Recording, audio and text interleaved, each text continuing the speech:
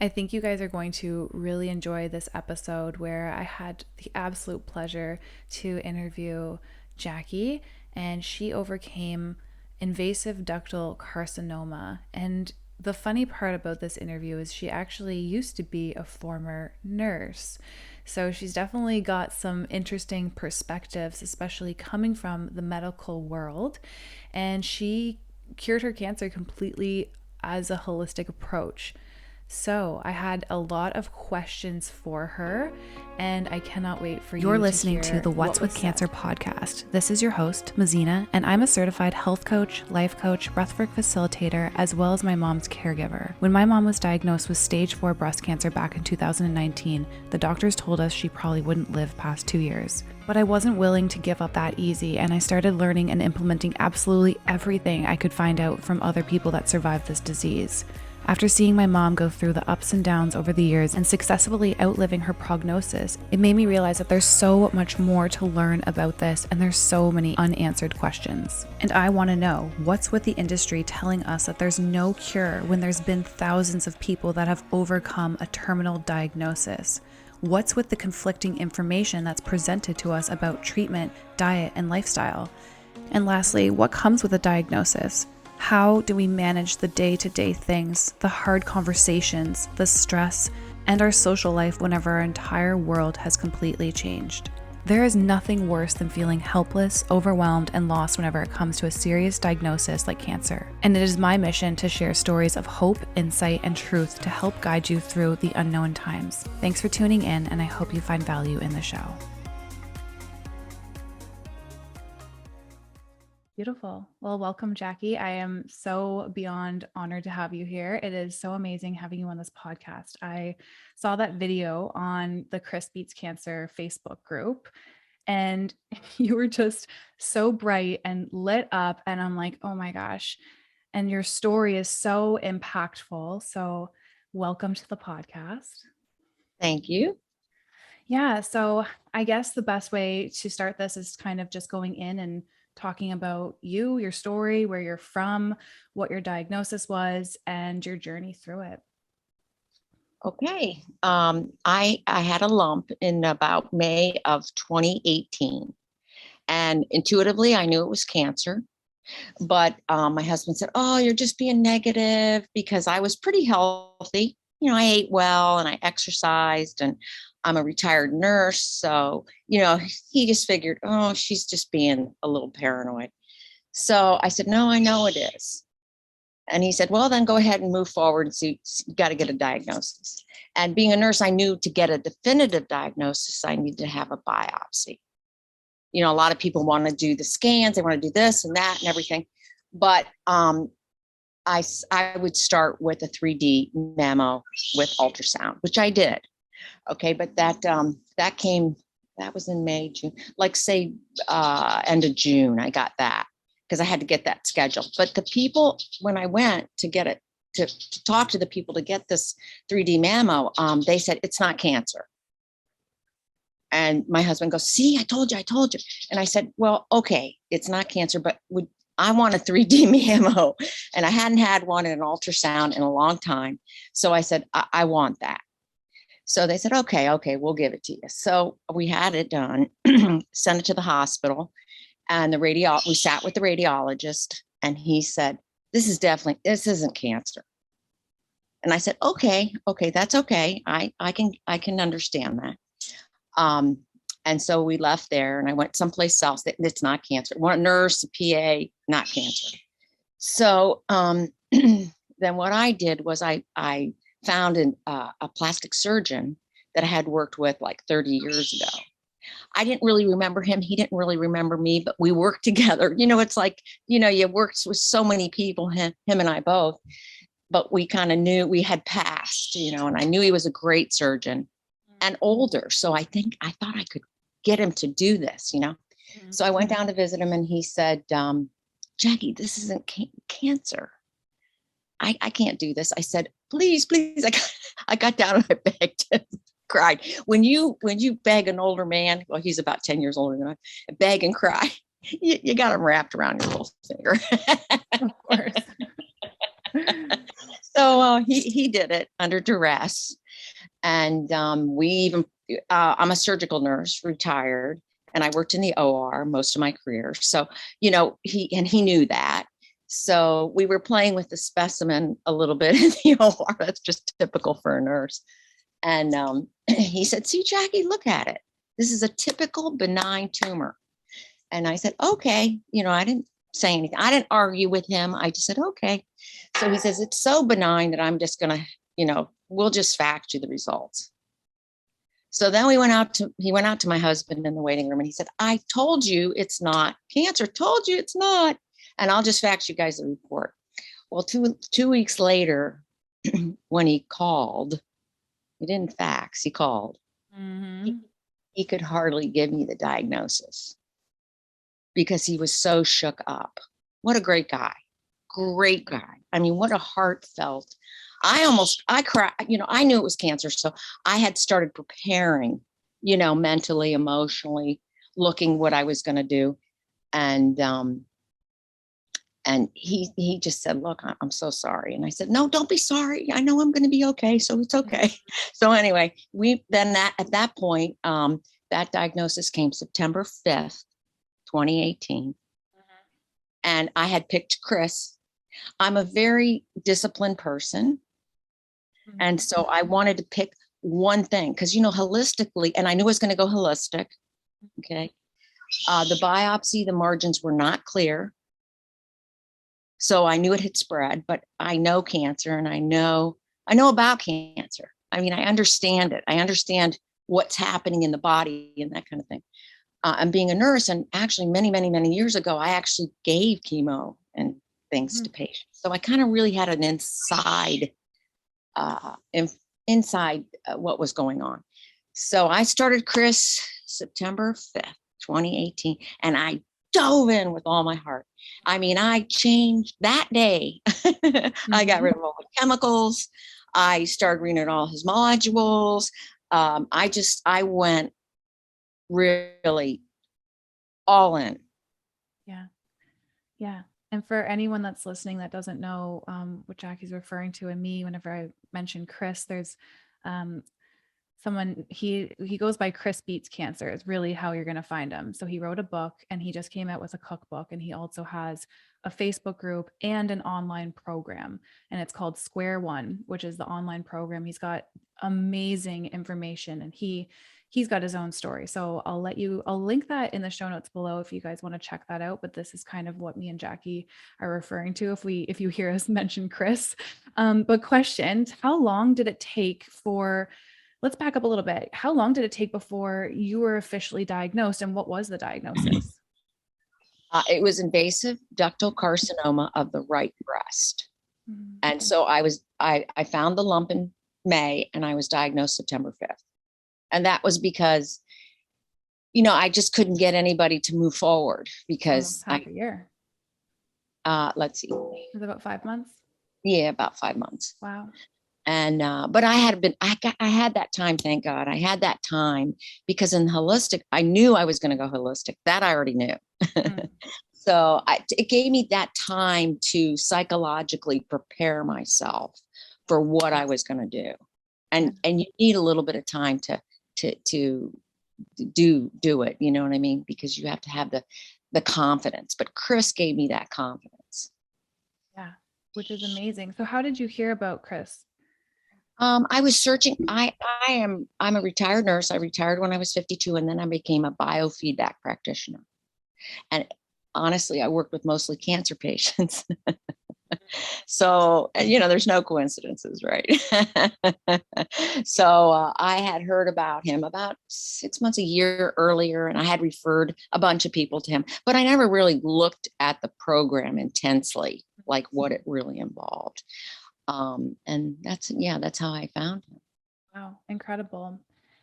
So what was the feedback that your friends and family, I mean, you coming from that world, being a nurse, like the irony of that going holistic, what was the reaction of everyone? Because I'm thinking to myself, I'm like, wait, this This probably, people would probably be like, wait, this, of anyone, it should be the nurses getting, the chemo, the radiation, the classical standard of care. What was that? What happened there? It was wild. My sisters, I have 5 older sisters, and they're like my best friends. And I have best friends also besides that. But yeah, they were definitely against all of them. And there was a period about 6, 8 months where, a couple of them wouldn't even speak to me. Wow. Because they love me. I'm the baby. And they want me to live longer than them. And they were devastated because I'm 67 and it goes to 77. So they figured I'd be the last one here. And this just put their whole world in a twirl. So it was very difficult in the beginning as far as support goes. So that's why I love Square One, because in the program, there's actually a place where you can email them, support@chrisbeatcancer.com. And you can ask them questions. Well, they became my friends. I emailed them all the time. Really? I journaled, and then I sent them my journals. You know what I mean? Because I didn't have anybody to share it with. Well, what I'm trying to get, to have that support. So I did find an old girlfriend who, young girl who also, and she in the medical field, and she accepted to be my recipient of my journaling.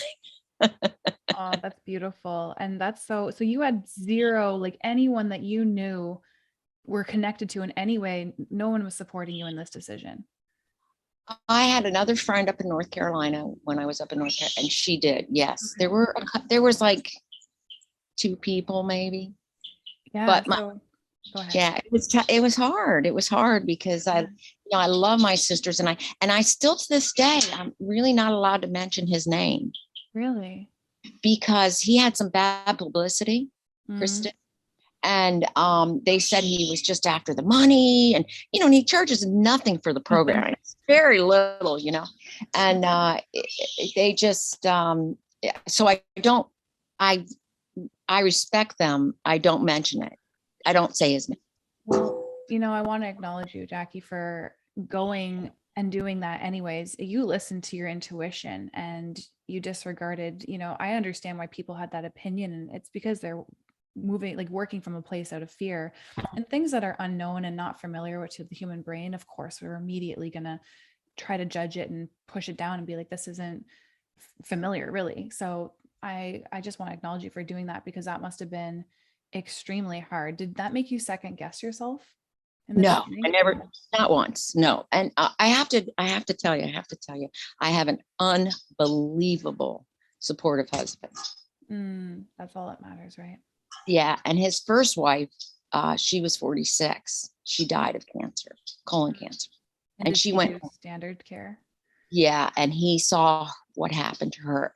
And he said, I'll do whatever you want. And when I told him I was going to go holistic, he said, oh, thank God. Because it was very, she went through what the traditional person goes through. Yeah, it's definitely not fun to watch. That's for sure. No. Yeah, it's quite violent is the way I describe it. It's violent. It's violent. It's not any. And that might even be an understatement. Yeah. No, it is really, it's archaic. Yeah. A lot of people look at it as quality of life over extending it for a few months, but just living in misery, right? It's just. And they're honest about that. I mean, if you read the research, you listen to them, they're not giving you, hey, you're going to be cancer free. They're saying, okay, we can give you 18 months. We can give you 3 years. It's really, but they don't tell you that. You got to figure that out. Yeah, exactly. Okay. So where are you at now? Because this was back in 2018. What happened? Where are you at now? What's going on in your life right now? Well, right this minute, I'm cancer free. I just found a new It's hard to find doctors. That's another thing. Mm-hmm. Because most doctors are Western, obviously. And, but I have a naturopath that I just love. And I have a regular MD who like orders my labs and stuff. And I just found him because my old MD woman, she retired. So that was a journey. That was a difficult journey because it's hard to find somebody who will. And this new guy I found, he's totally Western, right? But he honors and respects my journey. Mm. So he says he's here to serve me. Yeah. So my last labs came back, and I'm like, I've got the labs of like a teenager. And I did have reoccurrence in the first year. Okay.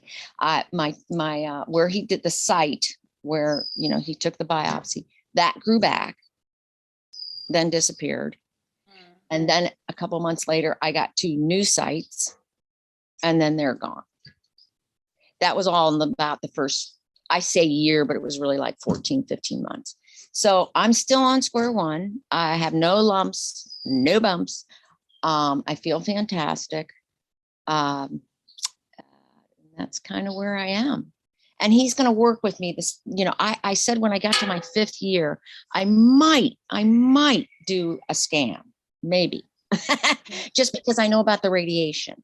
You know what I mean? I know everything about that. And I know a lot of the scans are accurate. That's another thing. So it freaks me out. It's like, I don't want to take a chance of being scared when it's not even necessary. Yeah, actually, that's something I found out was the scans, it's impossible for them to be 100% accurate because you have to be like laying in the exact same within like millimeters of the same place. And you're usually not going to the same hospital. Sometimes, it depends on where you're going for the scan. So it's very, to me, I'm just like, wait, so they did a study where they measured cancer nodes within 10 minutes of each other, and some of them were bigger and some of them were smaller because they were measuring from a different angle or just ever so slightly. So to me, it's true. It's like, how accurate are these scans? And it's the only way that they can truly tell as fast as they can. So I understand why they do it, but sometimes putting um, all of your hope into those scans isn't exactly the way to do it, right? I agree with you 100%. And I also, being a nurse, I saw the misdiagnoses. Mm-hmm. I You saw were. I mean, I saw them and firsthand. Somebody would have an X-ray, an MRI, or CT scan, and it was read wrong. The technician did it wrong. It was read wrong. We're human. We make mistakes. And so then you have to factor all that in. So instead of giving my power up to somebody else, I made the choice. I feel to take my own power. And, I feel this way. I apologize if this offends you, but I feel like I created my cancer. I know that. My environment, the toxins, but the secret is I know I can uncreate it. Yeah, no, this is amazing because back in 2011, when my mom was originally diagnosed, I was just in absolute, I don't even know if you would call it denial, but just this like curiosity. And I was downloading documentaries. This is well before Netflix, by the way. This is like whenever you had LimeWire, and I was downloading documentaries. And one of the doctors said something interesting in it. He said, if the body can create the disease, it can destroy it. And from then on, I actually moved through my life believing that and kind of using that as the motto. I'm like, well, and I think people think that they just magically get this disease, like it's spread like a virus, but we all have cancer cells within us. It's just a matter of whether your lifestyle activates it or not, right? That's right. Yeah. That's Okay. So what are some significant steps that if someone were to have the same diagnosis as you, what would you tell them that they absolutely need to do? And then we're going to talk about what they should probably avoid. But let's start with what they need to focus on right away. What are the things that, so yeah. easy. So easy to answer that question because it doesn't cost anything. Okay. Change your diet. Bingo. You didn't have to buy anything. You didn't have to put any money out there, right? You just change your diet today. The minute you know. And what do you change it to? Well, and this isn't just crispy cancer. This is all the holistic. It's a plant-based diet. You go to a plant-based diet immediately, just because that's going to give you time. And if you want, if you want to eat meat, then maybe later on you can. But what I'm saying, it will give you time to pick and choose who you're going to use and how you're going to go forward in that focused direction. Yeah. Yeah. And a part of that is you don't need to rush off and do treatment right away, right? Take And it time. gives you time. The Yeah. diet itself will give you time. Yeah. It's Plus, amazing how fast it will happen. yeah, it's like it's a no-brainer. But see, I have to tell you because I mentor a lot of people, and I find that they have a problem with the diet. But you have a choice, in my mind. Okay, it's either life or it's death, and you can pick. And so that's going to really help you make that decision when you pick up that candy bar and eat and want to eat it. Do I want to die or do I want? And you have to answer that question. Yeah. I actually had to ask my mom that question whenever she was kind of getting willy-nilly and doing her own thing. And she was just, yeah, I could see her ignoring the things that were required of her. And I literally just straight up asked her, I'm like, Mom, do you want to live or not? And I will honor you regardless of your decision, but I need to know so I can honor it, because you're saying one thing and you're doing another. And that changed everything for her. Yeah. I just had this conversation with somebody yesterday on the phone, and I said, because she's really wavering and she's had cancer for 12 years and she really wants to get rid of it, but she's just not been dedicated to that. She hasn't made that choice. And then finally I realized, I said to her, do you want to live or do you want to die? And she said, that's a great question. She says, because maybe I just want to die. That's okay. And I thought, that's okay. That's perfectly beautiful. Yeah, that's beautiful, because I believe, this is just me, I believe that there's a great place for us after this, and it's going to be wonderful, beautiful. I'm not afraid to die. I just have a lot more living to do. Yeah. And that's exactly where it is. You have to honor someone where they're at. If their standpoint is, no, my time is done, then you cannot force them to change their mind. Yeah. Right. So right. And she was at peace when we hung up. It was so beautiful. I was so happy that, I got to talk to her. It would probably put her at peace too, right? Yeah, it did. Mm-hmm. Mm-hmm. Mm. So what are some things that you say to someone right away that they should cut out, avoid, and not touch with a 10-foot pole? Any habits, any things? What would you be like, do not do this? Just stay away from it. If you have cancer, and if you do want to heal yourself from cancer, if you do want to see more time in your life, what should they avoid? And I don't, well, sugar, of course, but I'm not going to use that answer. And I'm not going to use the word avoid, but what they need to do is address their emotional issues, because emotions are a top-notch thing that will really cause cancer. And you have to figure out what the cause is. And, and avoid. Okay, I'm trying to get something with the word avoid. Avoid negative people in your life. There you go. Avoid negative people. Mm-hmm.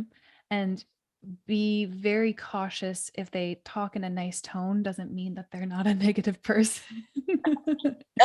They might be a nice person. It doesn't mean that they're not negative. Negative and nice are two different things. And I think it's hard for people to discern that. But I love it, Mazina. I just love that you said that, because that is so true. Yeah. Some of the nicest people I know are pretty they're a little bit of a black hole, to be honest with you. And you can typically sense that in your energetics after you've been with them. Like if your body feels tired for no reason, you know that they're kind of sucking the life out of you, and you can feel that. Don't deny it, and don't look past that and try to give them the benefit of the doubt. This is your journey. If you're on it, it's up to you to eliminate things that drain you in any way. That goes for food, that goes for consumption of content, that goes for people as well that are in your life. And I know it's hard to take breaks from people, but that is so, so, so important. Yeah. And answering that question too, you have to realize that most of the time when people have these issues, get cancer, and it's from, being around negative people, it's usually family members.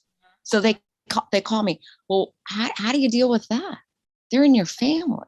Mm-hmm. And I know a lot of survivors now, just beautiful people. And a couple of them had to get divorced. I did not have to, because my man is like the greatest guy on earth. But Mm-hmm. And then there's people, that like are in your life, family members that you can't walk away from. So you learn how to forgive through compassion, and you can distance yourself. There's a lot of ways to distance yourself. I have found the secret. And that's what I do. And it's just so beautiful, because I'm so peaceful and grateful. And I'm 76, 67. I'm 60. I keep saying I'm 76. I'm 67 years old, and I feel the best I've ever felt in my life. In your life, that feels a lot. So, in other words, maybe this diagnosis could have been the greatest blessing for you, although it's scary. It's not scary. It is it wasn't scary for me because I had the tools. Yeah. That's what I try to tell people. Yeah. If you're floating around trying to find 80 million things to do, and you don't know which one to do, and you're going to this person, you're going to that's why I promote Square One, is because that took away the fear for me. Yeah. And I knew it was a blessing. I made an interview with him 3 months in, and I said, and Chris hates this. He just doesn't say this. That's not his journey. I said in the video, I said, it's such a blessing because it just gave me the opportunity to be this person. Yeah. Yeah. So what were you like before? What do you think led you to this point? Do you have any inklings what may have caused the cancer? What was going on in your life ahead of time? Number one cause, because in Square One, you have to do that. You have to go through and figure out what caused your cancer. Well, and that's how you go through the modules, and that's how you figure it out. So I really meditated. I prayed. I pray, meditate. Okay. So I do both. And I realized that my number one cause was not forgiving. I had a lot of hurts in my past. And I was, I play that record over and over and over, what they said and what they did. And I was right, blah, blah, blah, blah, blah, blah, blah. And I could not put that record away. And so you just struggled really hard with forgiving people, right? And held on to those stories and carried them around with you. It's a big burden to bear. Well, and it's a very intense burden, because it's your heart. We are our hearts. I'm not talking your arm, your leg. My heart was hurting. And, it was very intense, and I hear the stories from everybody. Oh, it was this person. Oh, but my hurt's much bigger than your hurt, and blah, blah, blah, blah, blah. A hurt to the heart is a hurt to the heart.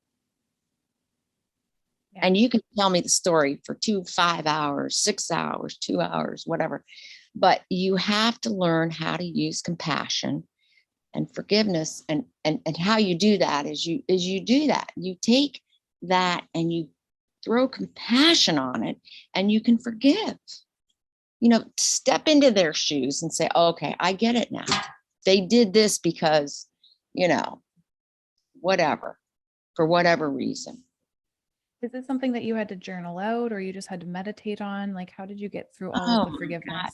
Okay. The forgiveness thing was a real big pain, because that was my number one cause. So after my tumors came back again in the first year, I literally got down on my hands and knees. I swear on a Bible, and like that spring, and I put my hands up and I said, God, please, I don't know what I can't stop this record.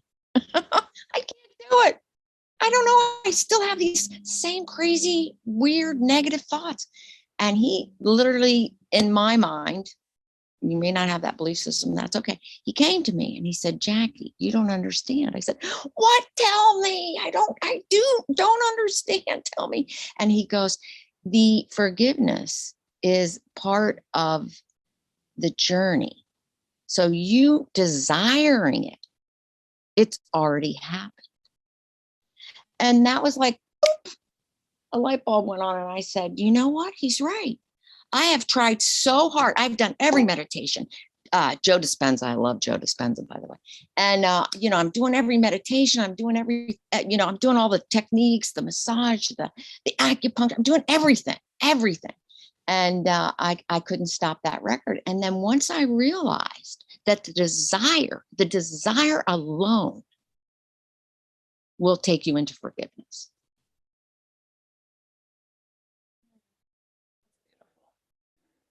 So beautiful.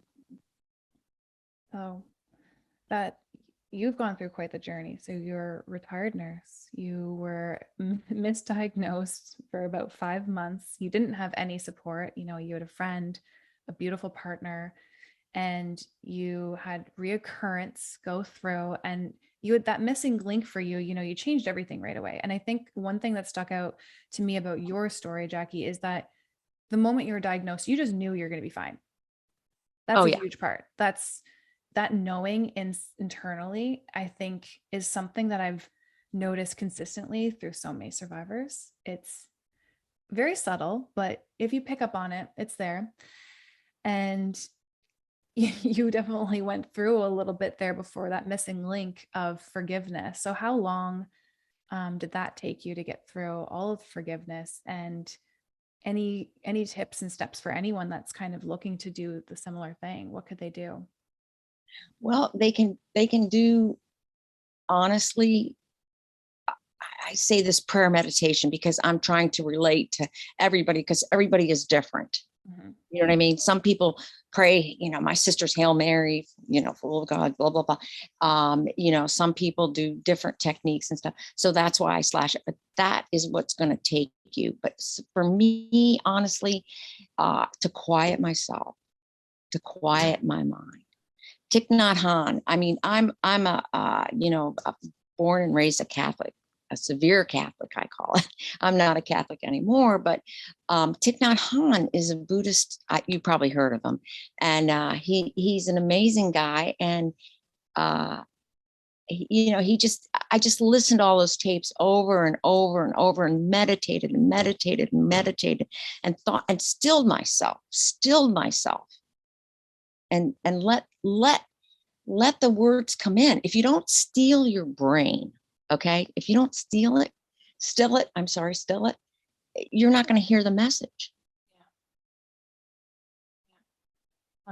You probably don't know this. Actually, I probably accidentally gave you a breathwork reminder, as I'm a breathwork facilitator, and it helps you still your mind so you can get into your body and get those downloads really quickly. And meditation is beautiful, but for anyone that feels like they're fidgety and they just cannot concentrate, and it takes them a really long time to get into that state of stillness, definitely try out breathwork. That's something that shifts me really quickly and has helped me quite a bit. For someone that, I don't know, I knew meditation was good for me, but I have this wicked critter brain, and it just feels like it's ping-ponging against my skull sometimes. It never stops. So breathwork is a good one too, but I love that. I do a lot of breath work. I've always done, and I'm addicted to Wim Hof, and I've done the ice baths. I do all that. I'm into Kundalini. I do a lot of so breath work. I agree with you 3,000%. Yeah, huge, right? Okay, so this brings me to another question. Do you think your spirituality, your belief in a higher power, source, energy, God, whatever you want to call it, has played a role in this? I wouldn't be here. Mm-hmm.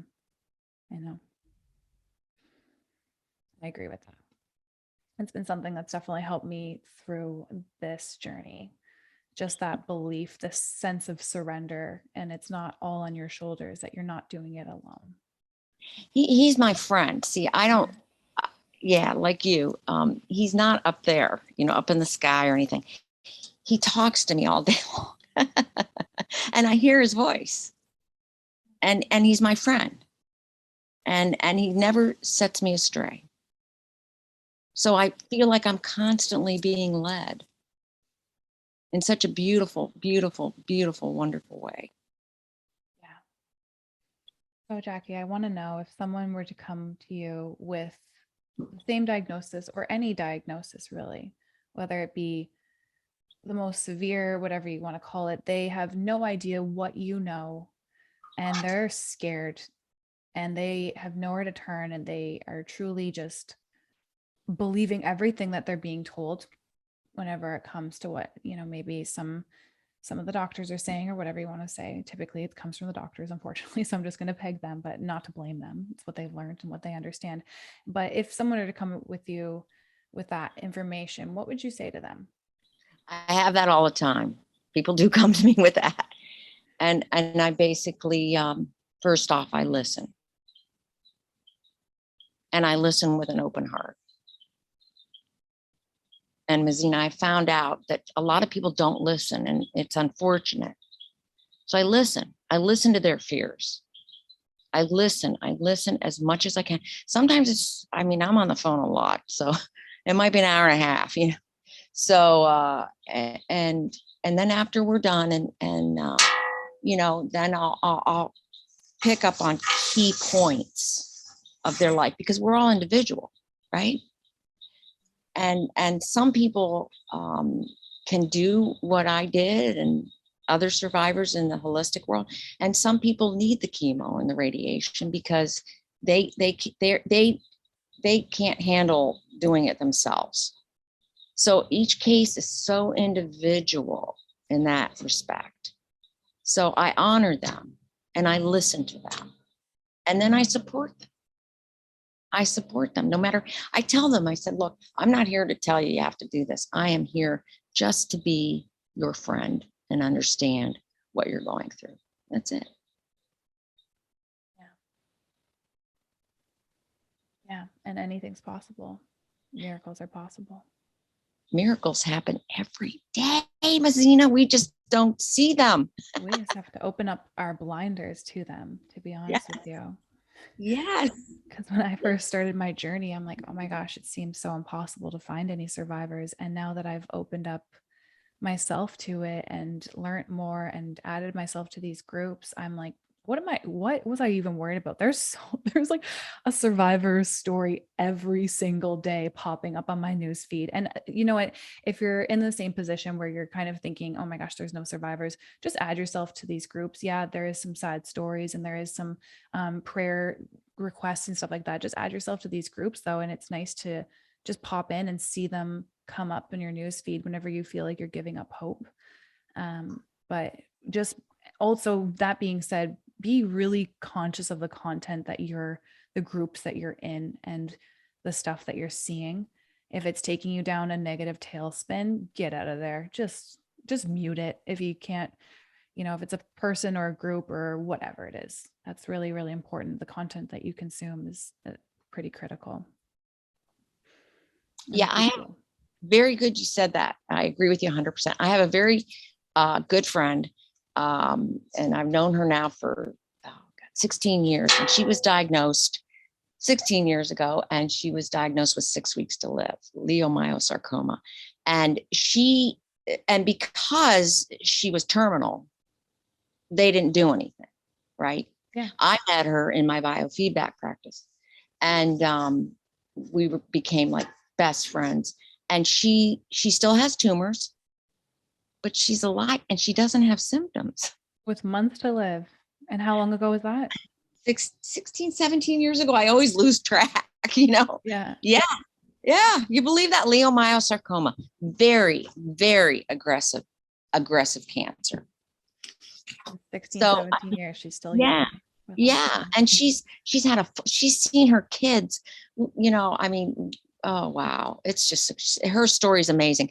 But like you said, when you were talking, she can't go on the sites and watch the support groups because she gets so torn up. Yeah. And I told her, I said, don't do it. Don't do it. And then another doctor contacted her and said, would you mind sharing your story? And she said, I can't, she can't, emotionally go there. And that's okay. That's totally okay. Everyone goes at their own pace, and you don't have to do anything if you don't want to. And if it doesn't feel right, just listen to that, because that will guide your way for Right. everything. Right. But you're right about the groups. If you feel negative, see, when I go into the group, if I don't agree with something that's being said or fed through, I just go to the next one. Go to the next one. There's so many. I mean, there's hundreds. So I just go on to the next one. Doesn't bother me. Yeah. Yeah. Beautiful, Jackie. Well, I guess we'll wrap this up because we're almost at the 45-minute marker. But if anyone were to want to reach out to you, if you want or whatever, where could they? Yeah, where could they find you if they want to just maybe ask a question or just see you on social media? Are you anywhere there? No, I've stayed basically on square one. Yeah. I'm trying to think how they could contact me. We usually PM, on square one. So I can't really answer that question. I could probably think about that. I'm Yeah. almost afraid to divulge my information because I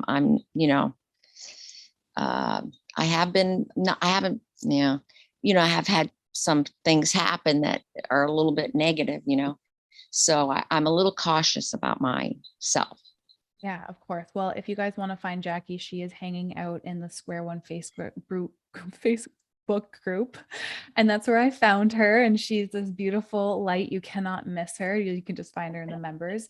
But other than that, is there anything else on your heart, on your mind that you'd like to say before we close this out? I'm so appreciative, Mazina, to you. I'm going to cry because we need you. We need people like you that are going to share this message, that are young and you're beautiful and intelligent. And, oh God, my heart is just wrapped. And thank you for this. Thank you. I'm so pleased you're doing this. Oh, Jackie, that actually means so much to me because I second guessed myself. I'm like, this is a little audacious. This feels bold, but no one else is doing it. So I have to, and I'm fired up. And I'm so honored that you came on to speak today to share your story, share your message, and give people what they need to hear to be able to move forward through all of the fear, the doubt, the worry, if they're even experiencing that. We need more of you. So I'm so honored to be able to have spoken to you today. I will let you go. And thanks for coming on. Love you. Thank you so much for tuning into this episode. Before you head off, I'd love to give you a free resource of mine. When my mom was first diagnosed, the only thing I had control over is what I cooked her, but I had no idea what to make. But after a couple years, I've learned a thing or two. So I went ahead and made a quick start recipe guide for anyone that is just looking for the basic first steps that they need to take. This recipe guide includes many different recipes that I use with my mom, I know are extremely healing and also easy to make. So if you want to get this free download, you can just check out the show notes below or go to what'swithcancer.com/quick start guide. That is what'swithcancer.com/quick start guide. And there will be a place where you can just submit your email and it will send straight to your email with about 20 plus variations of recipes that you can start making tomorrow. All right, my friends, I hope you have the most blessed day. We will see you next time.